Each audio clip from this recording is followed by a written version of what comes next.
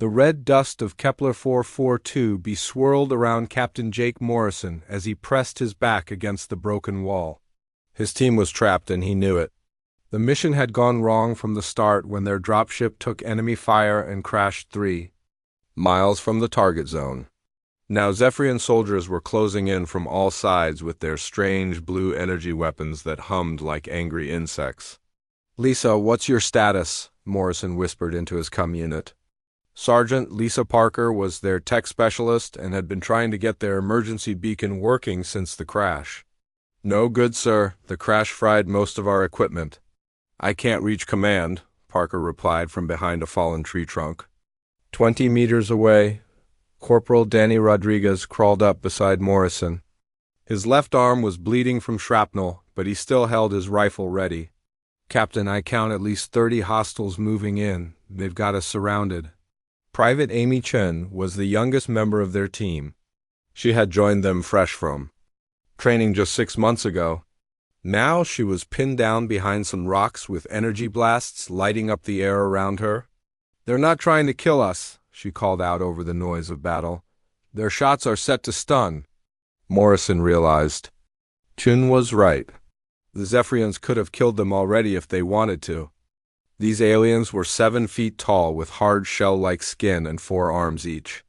They moved like machines but thought like computers. Everything they did was planned and organized. If they were using stun weapons, it meant they wanted prisoners. The enemy fire grew heavier. Morrison watched his team getting weaker. Rodriguez was losing blood. Parker's equipment was damaged. Chun was running low on ammunition. They had fought well, but they were outnumbered 10-1. A new sound filled the air. It was deeper than the energy weapons. Morrison looked up and saw a massive Zephyrian transport ship hovering overhead. More soldiers were rappelling down on cables. Soon there would be 50 enemies instead of 30. "Team, this is Morrison. We're out of options. Prepare to surrender," he said into his comm. It was the hardest order he had ever given, but he would not let his people die for nothing. One by one, his team stopped firing and raised their hands. The Zephyrian soldiers moved in quickly. They carried strange metal restraints that looked like they were made for many different types of creatures. The restraints locked around human wrists and ankles with a soft clicking sound. The Zephyrian commander was taller than the others and had more decorative patterns on his shell. He studied the humans with his large compound eyes that looked like black jewels. When he spoke, his voice came through a translation device that made him sound like he was talking underwater. "I am Commander Vexhai of the 47th Battle Group. You are now prisoners of the Zephyrian Empire. You will be processed and transported to a detention facility." Morrison looked at his captor. "I am Captain Jake Morrison of Earth Defense Forces. These are my soldiers. According to galactic law, we have rights as prisoners of war." Vexhai made a sound that might have been laughter. "Your species is new to this galaxy, human. You have no treaties with us. You have no rights except what we choose to give you." The soldiers forced the humans to walk to a smaller transport ship. Inside were cages designed for different alien species. The humans were pushed into cages meant for creatures about their size. The metal bars were thick, and the locks looked impossible to break. As the ship lifted off, Morrison got his last look at the planet's surface. Their mission had been to gather intelligence about Zephyrian military positions. Now they would be lucky to survive whatever came next. The flight took several hours.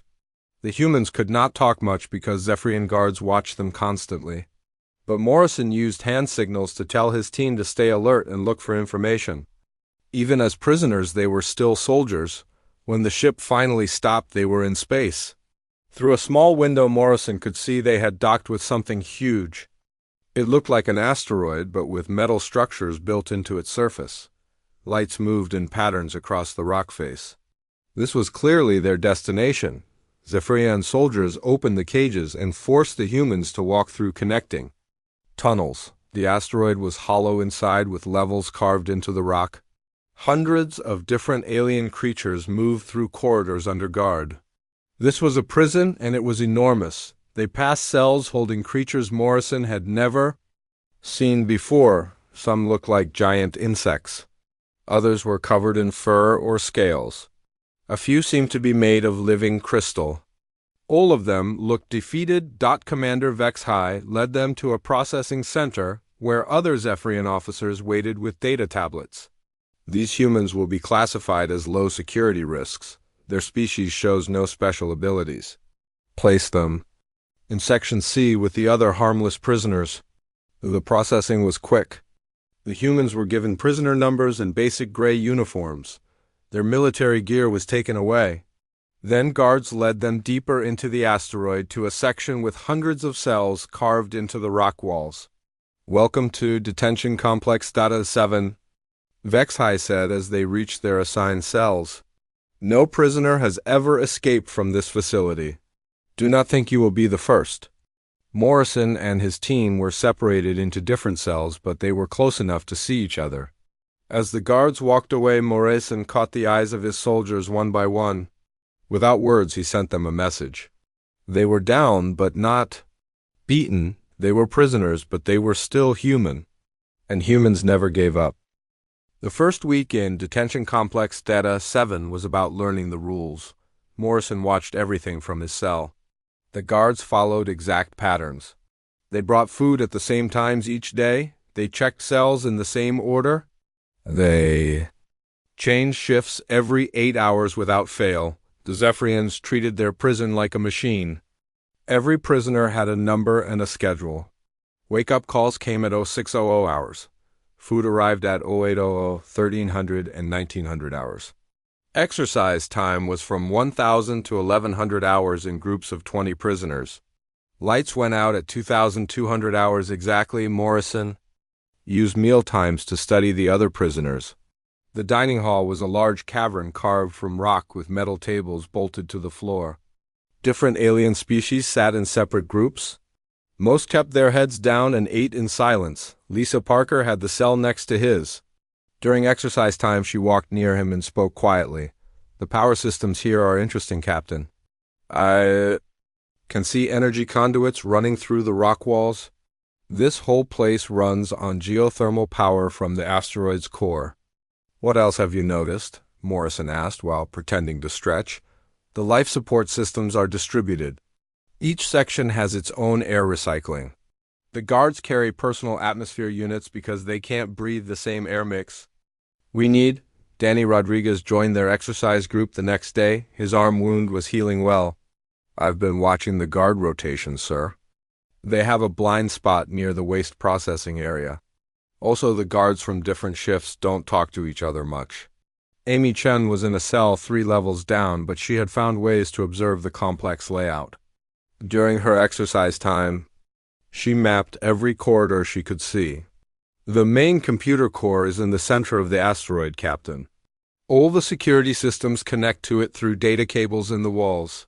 The humans acted like they were adjusting to prison life. They followed the schedules. They ate their food without complaints. They went to exercise time and walked around the permitted areas like defeated soldiers. The Zephyrian guards began to ignore them, but Morrison was building a picture of the entire facility in his mind. He memorized guard schedules and security protocols. He studied the weaknesses in the prison design. Most importantly, he watched the other prisoners. There were over 2,000 aliens in the complex from dozens of different species. The Calorans were 6-limbed creatures covered in gray fur.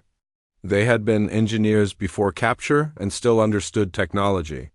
The Melody were warrior types with thick red skin and powerful muscles. The Astani looked fragile, but Morrison suspected they had mental abilities. Most prisoners had been here for years. They moved like robots following the same routines day after day. They had given up hope of ever leaving. This was exactly what Morrison had expected to find. On his 10th day in the facility, Morrison made his first contact with another prisoner. During exercise time, he deliberately bumped into a Caloran who was walking alone. The creature looked at him with large yellow eyes. "Sorry," Morrison said in basic galactic standard. "I'm still learning the patterns here." The Caloran studied him for a moment. "You are the new human. I'm called Zek. I have been here for 12 cycles. That's a long time. How do you survive it? Zek made a gesture that might have been a shrug. One day follows another. There's no choice but to survive. Morrison nodded, but he watched Zek carefully. Behind the defeated words he saw something else. The Calorn's eyes were still alert. His mind was still working. He had not given up completely. Over the following days Morrison approached other prisoners. He was careful not to seem suspicious to the guards. He acted like a new prisoner trying to understand the social order. Most aliens ignored him or gave short answers. But a few seemed curious about humans. The Melody warrior named Korgash was impressed when Morrison challenged him to an arm wrestling contest during exercise time. Morrison lost badly, but he kept trying until his arm nearly broke. Korgash laughed and said humans were weaker than children, but braver than most adults. An elderly Verlani called Korthik had been teaching young prisoners how to read and write in their native languages. The guards allowed this because educated prisoners cause fewer problems. Morrison asked if he could learn some Verlani words. Korthik agreed and began teaching him during exercise periods. Lisa Parker made contact with Zek during her own exercise time. She asked technical questions about the prison systems. Zek was hungry for someone to talk to about engineering problems. Soon they were having detailed conversations about power distribution and life support systems. Danny Rodriguez found his way into the Melody social group. They respected his military bearing and his refusal to back down from challenges. He learned their fighting techniques and taught them some human combat moves. The guards thought it was just exercise play between prisoners. Amy Chun had the hardest job. She was in a different section, but she needed to map the entire complex. She traded her food rations for information about corridors and rooms she couldn't see. Other prisoners thought she was just homesick and wanted to understand her. New environment. After 3 weeks, Morrison had a complete picture of detention. Complex Theta 7, he knew where the guards came from and where they went. He understood the power systems and communication networks. He had identified prisoners who might help and others who might cause problems. Most importantly, he had learned something the Zephyrians didn't understand. The prisoners were not actually broken, they were just waiting. Deep inside many of them, a spark of hope still existed. It was buried under years of routine and despair, but it was there. The Zephyrians saw a machine that processed prisoners efficiently. Morrison saw an army waiting for someone to remind them how to fight. The aliens had made their first mistake when they put humans in a low-security section. They were about to learn that humans were not harmless at all. Commander Vexai received daily reports about the human prisoners. They were adjusting well to prison life. They caused no trouble. They followed all rules and schedules. The reports confirmed what he already believed about this primitive species. Humans were weak creatures who accepted defeat easily. Morrison smiled when he saw Vexai watching them during exercise time. The commander saw exactly what Morrison wanted him to see. 4 broken human soldiers who had given up hope of escape. It was perfect. Morrison began the real work during his 4th week in the prison. He had studied the facility and identified key prisoners. Now it was time to plant seeds of hope in minds that had forgotten what freedom meant. It started with stories during exercise time. Morrison would sit with different groups of prisoners and talk about Earth. He told them about oceans that stretched beyond the horizon and mountains that touched the sky. He described cities where millions of different creatures lived together in peace. On my world we have a saying, Morrison told a group of Astani prisoners one day. It is darkest before the dawn. This means that when things look worst, they are about to get better. The Astani were thin creatures with large eyes and pale blue skin. They had been scholars and teachers before capture. One of them, named Sith, spoke for the group. Your species is young human. You have not learned that some darkness never ends. Morrison nodded. Maybe that's true. But humans have another saying. While there is life, there is hope. We believe that giving up is the only real defeat. Sith studied Morrison with those large eyes. The Zephyrians have ruled this galaxy for 1,000 years. They have never been defeated. Hope is a luxury for species that have never faced their Power, every empire falls eventually, Morrison replied. The Zephyrians seem strong because they have never fought anyone who refused to surrender. But what happens when they meet someone who will never give up? Over the following days, Morrison shared more stories. He told them about human wars where outnumbered armies won through determination and clever tactics. He described explorers who crossed impossible distances to find new worlds. He talked about ordinary people who did extraordinary things when freedom was at stake. The stories spread through the prison like ripples in water. Prisoners who had not spoken to each other in years began talking about the human tailies. Guards noticed more conversation during mealtimes, but they didn't understand the significance. Lisa Parker was working on Zek and other Caloran engineers. She shared human technical knowledge and asked for their expertise in return. Your people built the original computer systems for this prison, didn't they? She asked during one conversation. Zek looked nervous. That was long ago, before my capture. I should not speak of such things. I'm not asking for classified information. I'm just curious about Caloran engineering methods. On Earth, we always try to learn from other species. Slowly, Zek began to open up. He explained how Caloran computer systems worked. He described the safeguards and backup protocols. Most importantly, he mentioned that all Caloran systems had maintenance access codes that never changed. The Zephyrians think they understand our technology, Zek said quietly, but they use it without truly comprehending it. They never learn the deeper functions. Parker nodded and filed this information away. She also began teaching basic electronics to prisoners who showed interest.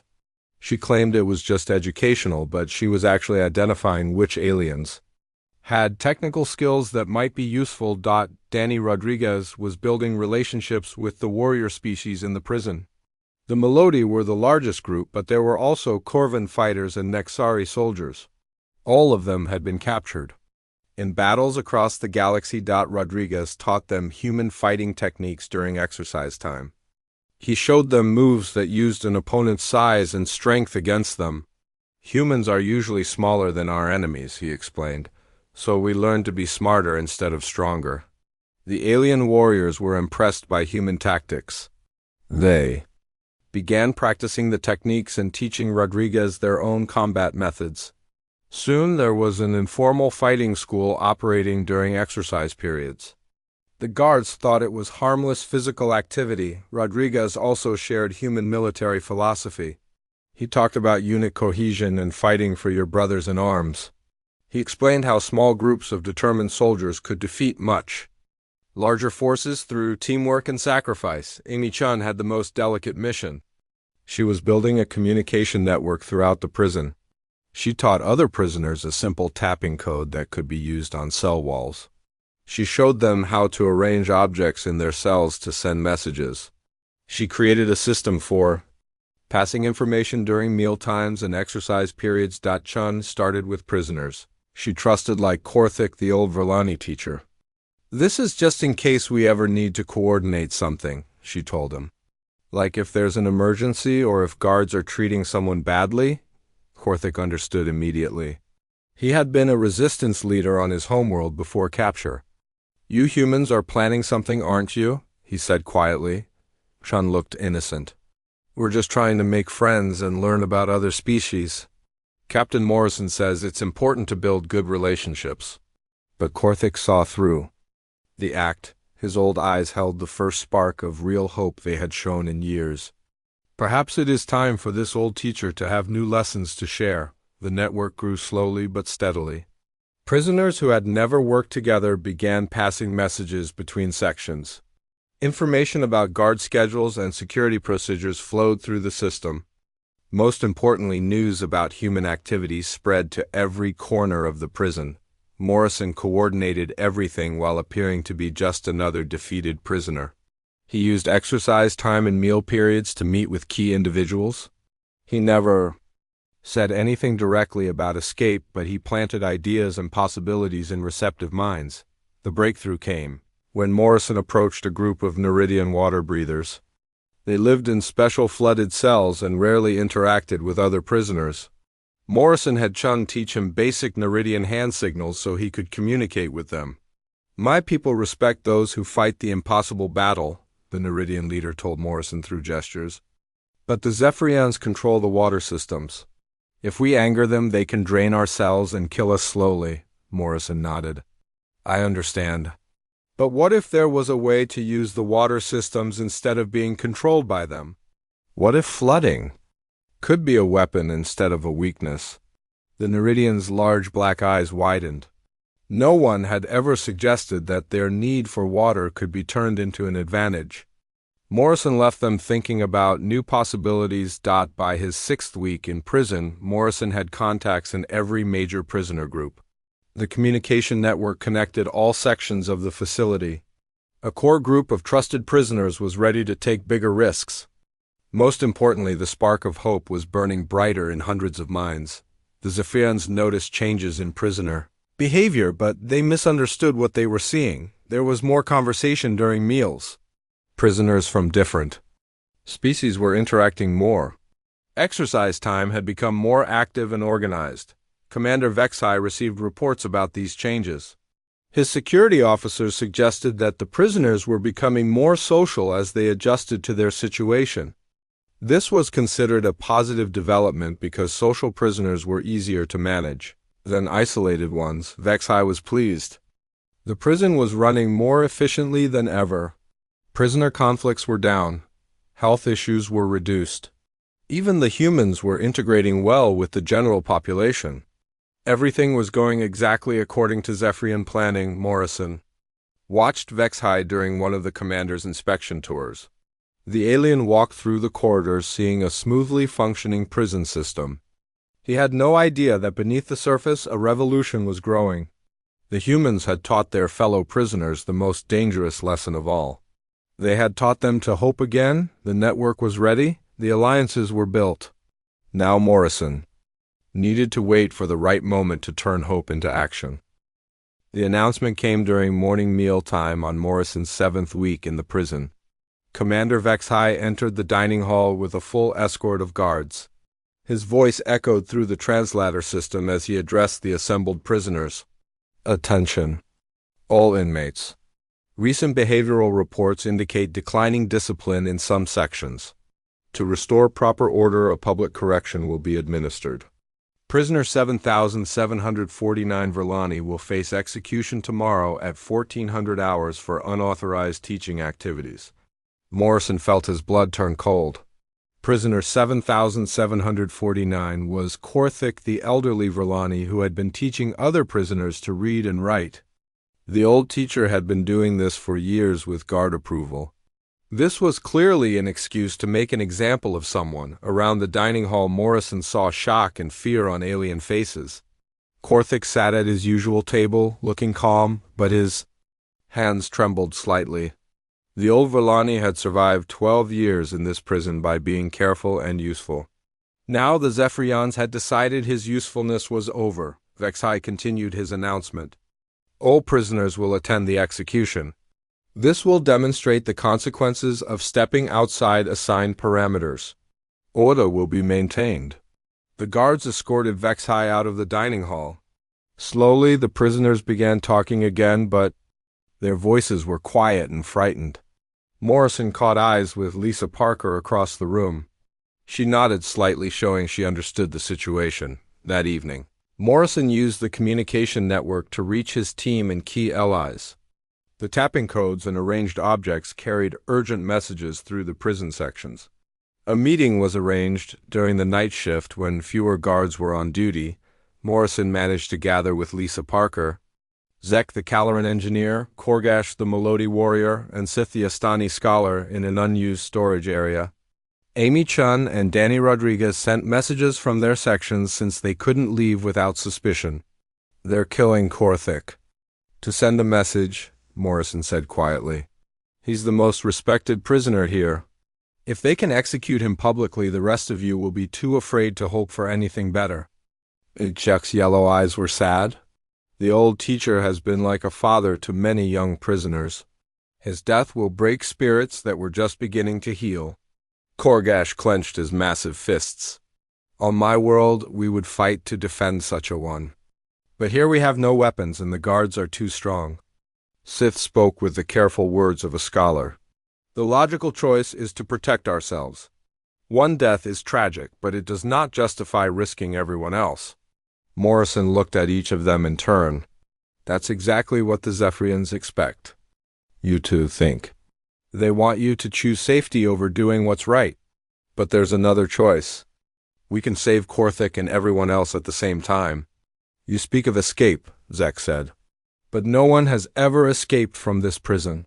The Zephyrians have had 200 years to perfect their security. The Zephyrians have had 200 years to become overconfident, Morrison replied. They think their system is perfect because no one has ever tried to break it properly. But we have something they don't expect.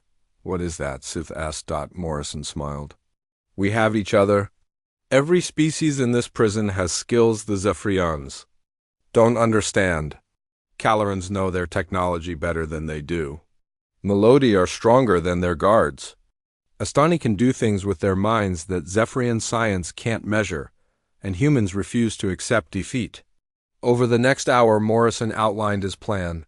It was dangerous and complex and required perfect timing from hundreds of prisoners. Most importantly, it required something that terrified the others. Everyone would have to act at the same time. If even one group fails, the entire plan collapses, Zek pointed out. The Zephyrians will execute not just Korthik, but dozens of others. If we do nothing, Korthik dies anyway, Morrison replied.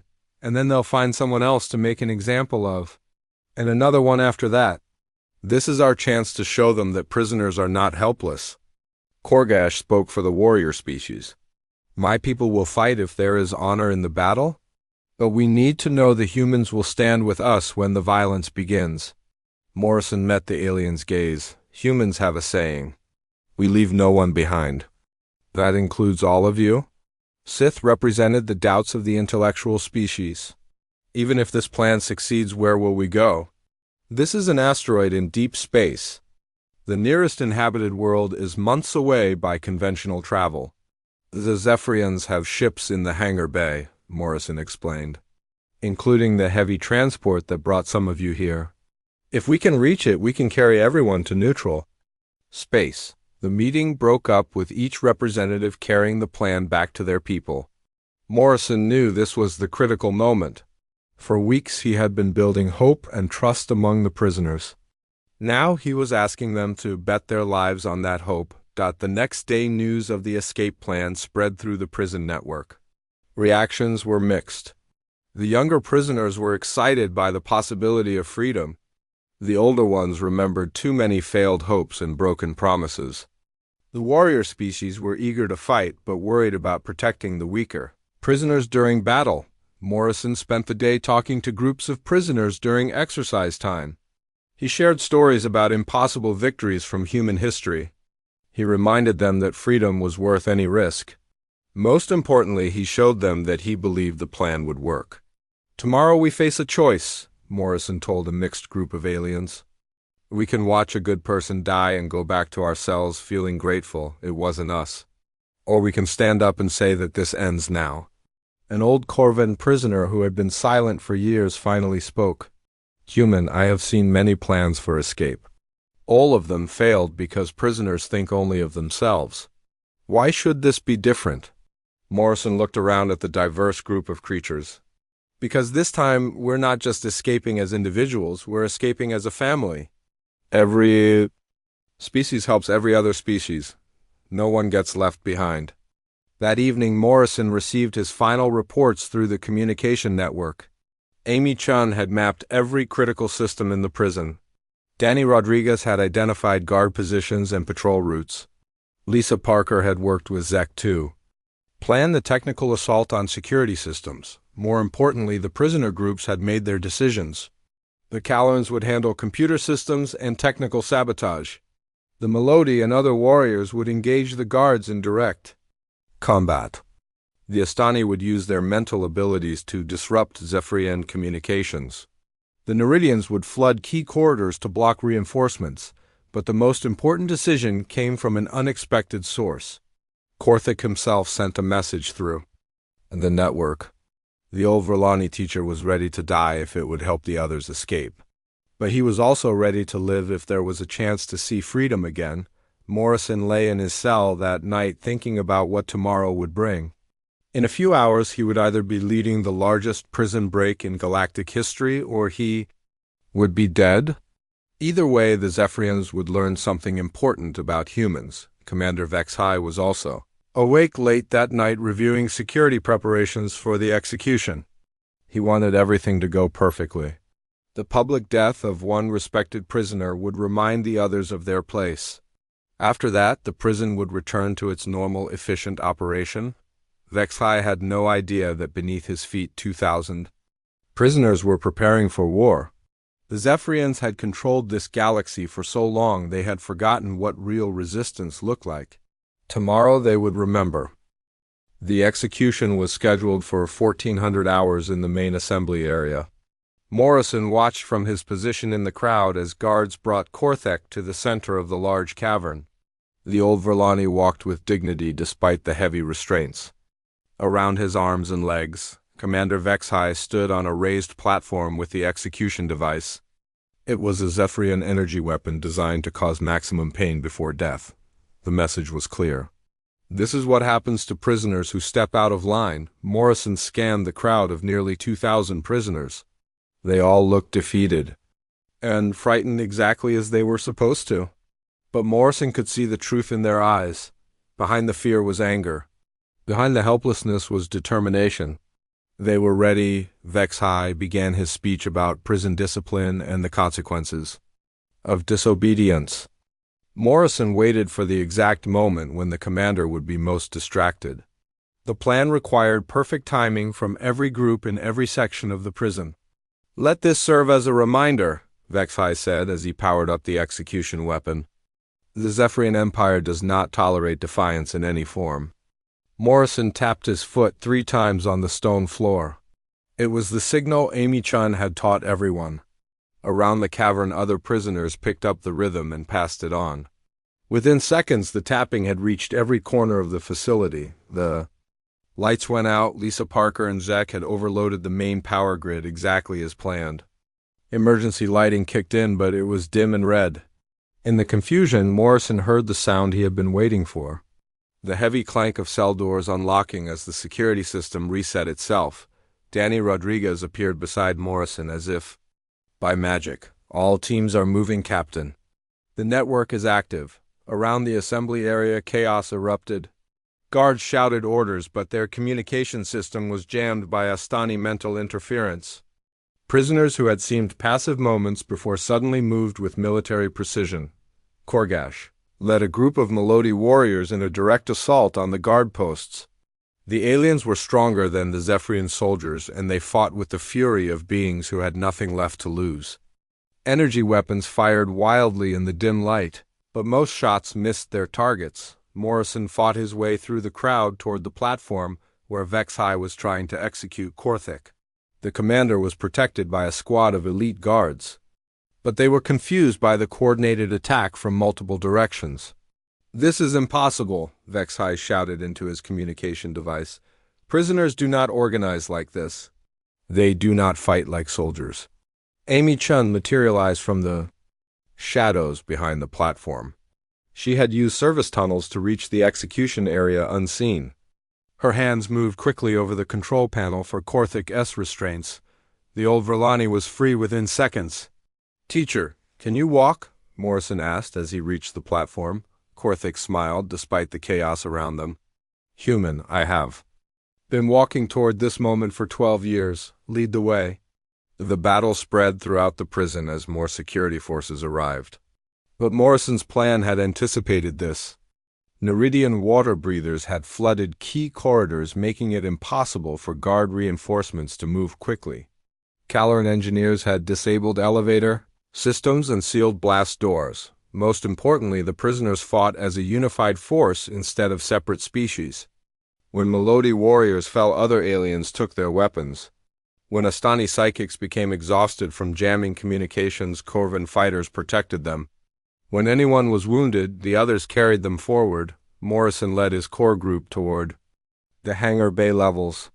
This was the most dangerous part of the journey because it meant moving through areas with the heaviest security.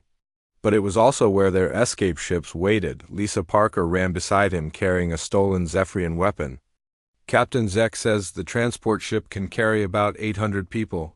That's not everyone. Then we'll come back for the others, Morrison replied. Or we'll steal more ships. But nobody gets left behind. They reached the first checkpoint.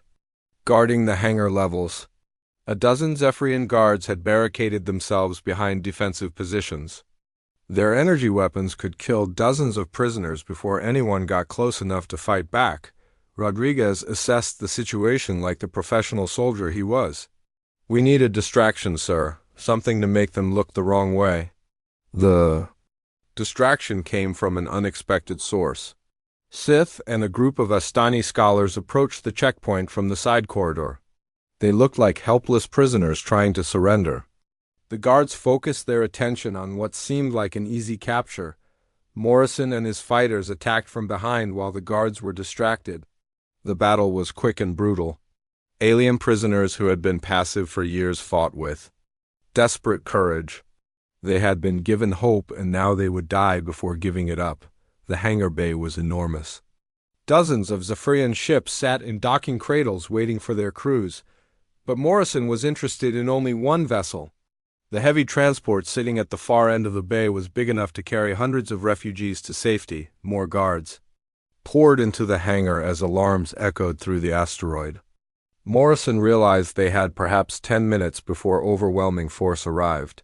The transport had to be captured and launched in that time or everyone would die. Zek and the other Caloran engineers reached the ship first. Their knowledge of technology was crucial now.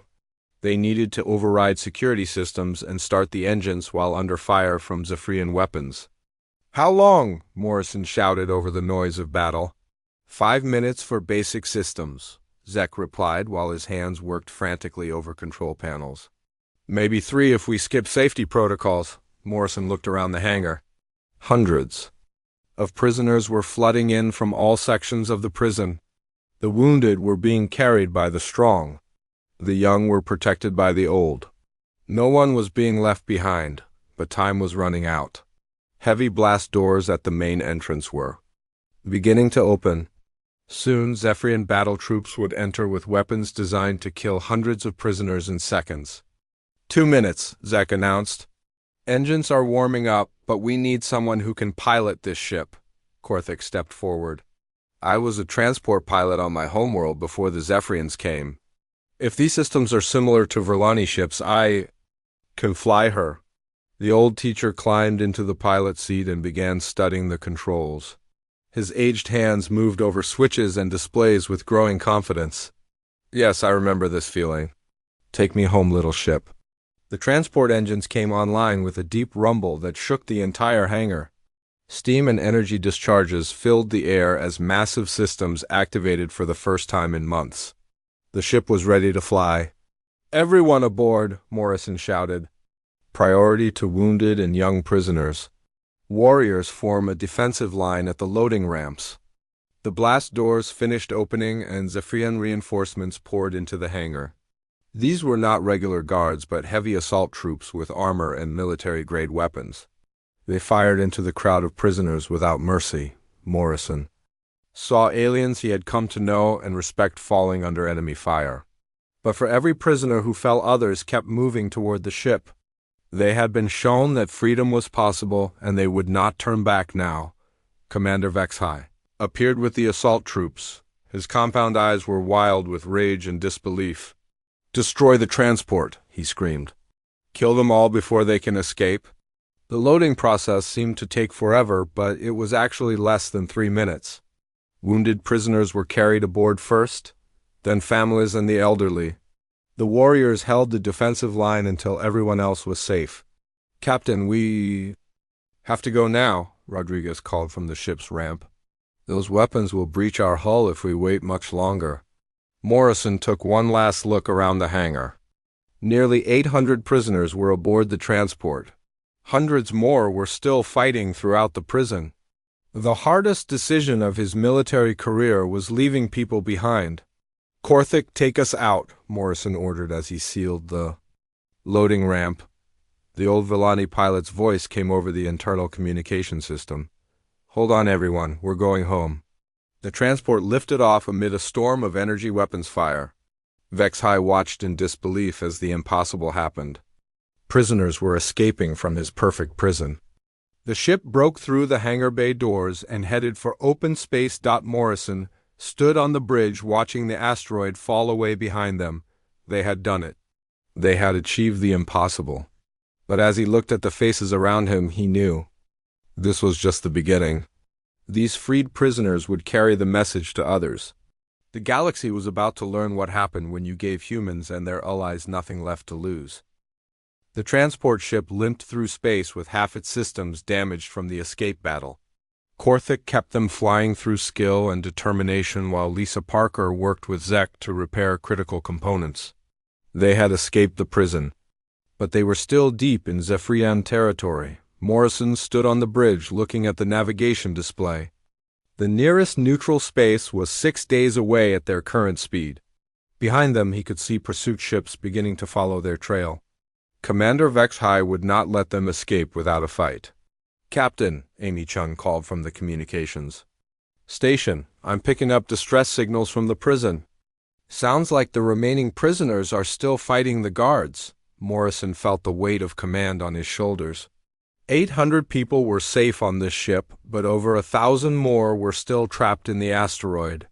He had promised that no one would be left behind, but reality had forced him to break that promise. Danny Rodriguez appeared beside him. "Sir, we can't go back. The ship is barely holding together, and we've got wounded people who need medical attention." Morrison nodded, but his heart was heavy. "I know, Sergeant. But those people trusted us. They fought because we gave them hope." Korthik's voice came over the intercom from the pilot station. "Captain Morrison, I have been monitoring Zephyrian military communications. You should hear this." The bridge speakers crackled with translated enemy transmissions. Multiple Zephyrian commanders were reporting prison uprisings across their territory. Facilities that had been secure for decades were suddenly experiencing coordinated escape attempts. "How is this possible?" Morrison asked. Scythe answered from her position at the sensor station. "Word of our escape is spreading through underground networks. Prisoners in other facilities are learning that the impossible can happen." Over the next few hours, the reports continued to pour in. Prison breaks were occurring on 12 different worlds. Some succeeded and some failed, but all of them followed the same pattern. Multiple species working together with human tactics and determination. Lisa Parker brought Morrison the repair status report. "Captain, we've got the engines stabilized, but our weapons systems are still offline. If those pursuit ships catch us, we can't fight back." Morrison studied the tactical display. 3 Zephyrian warships were gaining on them slowly. In 12 hours, they would be within weapons range of the transport. The refugees would be recaptured or killed unless something changed. The change came from an unexpected source. A Melody freighter dropped out of hyperspace directly in front of the transport. Its captain hailed them on standard frequencies. "Human ship, this is Captain Vorik of the Melody Trade Alliance. We received word of your escape and have come to offer assistance." More ships appeared over the next few hours. A Caloran research vessel, an Astani passenger liner, even a small Verlani diplomatic craft. All of them had come to help the escaped. Prisoners reached safety. Korthik was emotional as he spoke to his own people for the first time in 12 years. "My friends, I thought I would never see another Verlani ship. How did you know to find us here?" The Verlani diplomat's voice was proud. "Teacher, your students have been spreading your lessons across the galaxy. They told us that humans had shown prisoners how to hope again. We could not let such brave souls face the enemy alone." The small fleet formed a protective formation around the transport. When the Zephyrian pursuit ships arrived, they found themselves outnumbered by vessels from half a dozen different species. For the first time in centuries, Zephyrian military forces retreated without a fight. Morrison watched the enemy ships disappear. From the sensors, Why did they run? He asked. Those warships could have destroyed all of us. Sith provided the answer with her scholar's understanding of politics. Because this is no longer just about escaped prisoners. If they attack our rescuers, they will be starting a war with multiple species. Even the Zephyrian Empire is not ready for that. The journey to neutral space took 3 more days. During that time, Morrison learned the full extent of what their escape had accomplished. Prison uprisings had succeeded on 7 worlds. Thousands of political prisoners were free. Underground resistance. Movements were forming on dozens of planets. Most importantly, the different species were working together in ways they never had before. The Melody and Caloran governments were signing mutual defense treaties. Astani scholars were sharing technology with Verlani engineers. Ancient enemies were becoming allies against Zephyrian oppression. When they finally reached the neutral zone space station, Morrison was amazed by what he saw. Hundreds of ships from across the galaxy had gathered to welcome the refugees. Medical teams waited to treat the wounded. Diplomats prepared temporary housing and new identity documents, but the most moving moment came when the transport docked and the refugees began to disembark. Families were reunited with relatives they thought were dead. Friends embraced after years of separation. Children saw sunlight for the first time in their lives. Morrison was approached by a human admiral who had traveled from Earth to meet them. Captain, your mission report makes interesting reading. You were sent to gather intelligence about enemy positions. Instead, you started a galactic revolution. We just did what any human would do, sir, Morrison replied. We refused to give up. And we helped others do the same, the admiral smiled. The Zephyrian High Command has issued new protocols for human prisoners. They're now classified as maximum security risks regardless of rank or position. Apparently, our capacity for hope is considered a dangerous weapon. Over the following weeks, Morrison and his team were debriefed by intelligence officers from a dozen different worlds. Everyone wanted to understand how 4 human soldiers had accomplished what entire armies had failed to do for centuries. The answer was always the same. Humans had not won through superior technology or overwhelming force. They had won by refusing to accept defeat and teaching others to do the same. Hope was contagious, and once it started spreading, no prison could contain it. Lisa Parker was assigned to work with allied engineers on new defense systems. Her knowledge of Zephyrian technology would help protect the growing alliance of free worlds. Danny Rodriguez became an instructor at the new multi-species military academy. He taught alien officers the human concepts of unit cohesion and fighting for your brothers in arms. Amy Chian joined the intelligence service, where her communication skills helped coordinate resistance movements across Zephyrian space. Her networks connected rebels on hundreds of worlds. Morrison received a new assignment as military advisor to the Alliance High Council. His first recommendation was simple. Every military unit should include members from different species. Unity was their greatest strength against the Zephyrian Empire, but the real victory was not measured in military terms. It was seen in the faces of free beings who had learned to hope again. Former prisoners became teachers and leaders and parents. They built new lives in free space and never forgot the lesson that humans had taught them. Years later, when historians wrote about the fall of the Zephyrian Empire, they would trace its beginning to a single moment. 4 human prisoners of war had been placed in a minimum security facility because they seemed harmless.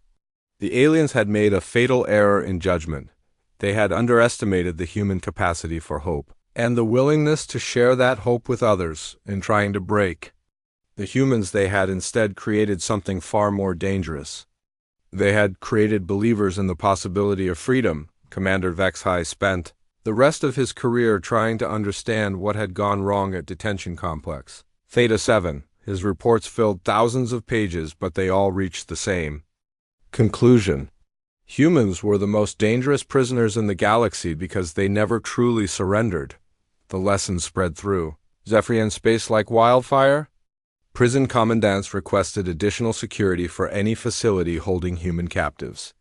Military planners developed new protocols for dealing with human prisoners of war. Intelligence analysts studied human psychology trying to find weaknesses that could be exploited, but they never understood the real truth. The danger was not just humans themselves. The danger was what humans could teach others about never giving up. Hope was the most powerful weapon in the galaxy, and humans were its greatest practitioners. Morrison often thought about the prisoners they had left behind at Theta 7. Most had been freed in subsequent rescue missions. Others had died fighting for their freedom. But all of them had learned that escape was possible and that lesson could never be taken away. The war between the Alliance and the Zephyrian Empire would continue for decades. Many battles would be won and lost. But the outcome was inevitable. From the moment humans taught the galaxy's oppressed to hope again, freedom was coming, and no force in the universe could stop it.